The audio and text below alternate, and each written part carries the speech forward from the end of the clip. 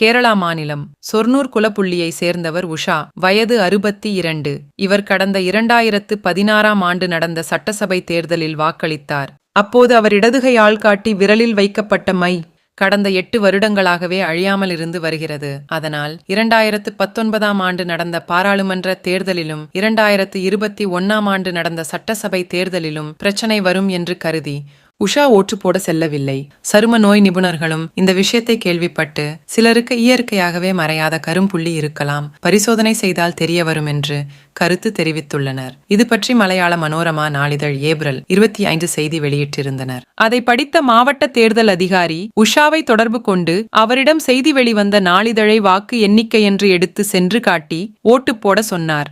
உஷாவும் வாக்கு எண்ணிக்கை என்று செய்தி வந்த நாளிதழை எடுத்து சென்று காட்டினார். அதிகாரிகள் வாக்களிக்க அனுமதித்தனர். 8 ஆண்டுகளுக்கு பிறகு ஒரு பத்திரிகை செய்தியால் அவர் வாக்களித்துள்ளார்.